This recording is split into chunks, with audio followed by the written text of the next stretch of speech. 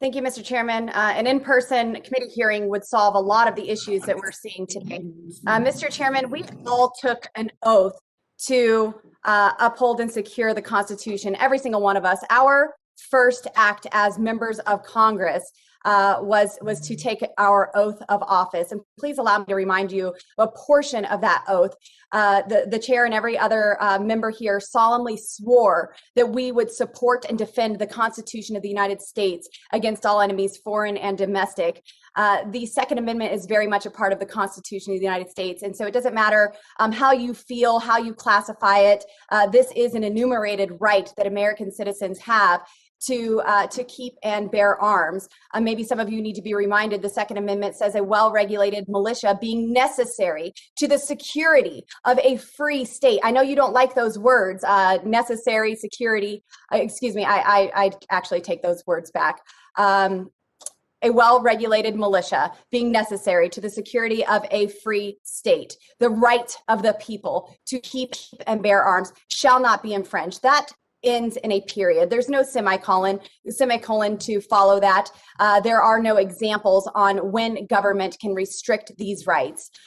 So any clever proposition that comes after that is an infringement on our constitutional rights. As you've heard, other committees are not taking up similar rules. I also sit on the Budget Committee, and there's not a rule banning firearms from the hearing or conference rooms.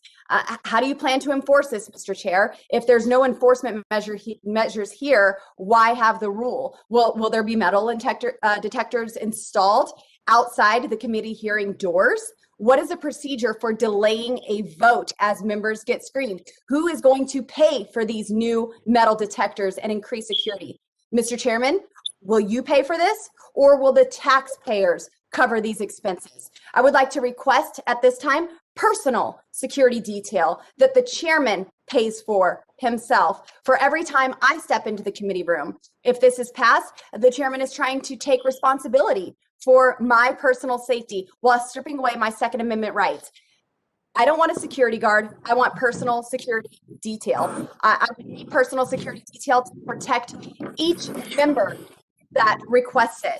House leadership has proven that they believe they need fences lined with miles of razor wire because there are those active threats against the Capitol complex. So if they want razor wire, fences, security, armed security, then we should be able to protect ourselves against these threats. And I want my own security detail. On January 6th, none of us were looking to our neighbors saying, gosh, I hope there are enough metal detectors outside. No, the Speaker of the House was whisked away safely while we were all left vulnerable and defenseless. That I would like to ask, will there be places to store firearms? I'm allowed to carry my firearm in the Capitol complex. So will there be a safe storage area for me to lock up my firearm once I'm disarmed by this committee's chairman? I believe that this is just messaging on the part of the Democrats. It is unconstitutional for members of Congress to be detained on their way to vote. With that, I would like to say, are there any other enumerated rights that will be nullified in this committee? Do we have the right to free speech here? The First Amendment secures our right of religious freedom. Are Bibles forbidden in this committee? Are hijabs, are crosses prohibited in this committee? Do we have the 14th Amendment? Are we not all equal under the law here in the Natural Resources Committee? How about the 19th Amendment? Can women vote in this committee? As a woman, I need to be certain this committee has no intention to take my right away to vote. Why do you think they could cherry pick?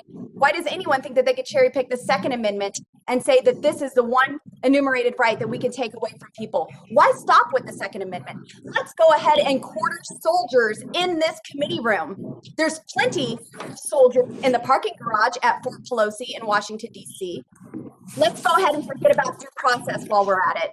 That way we can unreasonably seize and search members of Congress before they enter the committee room. You know, kind of like what's going on in the House chambers right now. I urge my colleagues to think about this. If we don't protect our rights in Washington, D.C., there's little hope outside of Washington, D.C. for the American people to have those rights. This rule is absurd and is discriminative. Power grab of our constitutionally protected rights. Chairman, I have Mr. Chairman. Time's expired.